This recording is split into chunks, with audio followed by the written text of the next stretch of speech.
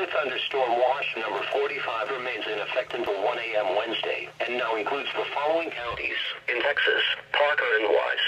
Remember, a severe thunderstorm watch means that conditions are favorable for the development of severe weather, including large hail and damaging winds, and close to the watch area. While severe weather may not be imminent, persons should remain alert for rapidly changing weather conditions and listen for later statements and possible warnings. Stay tuned to NOAA Weather Radio, commercial radio and television outlets, or internet sources for the latest severe weather information.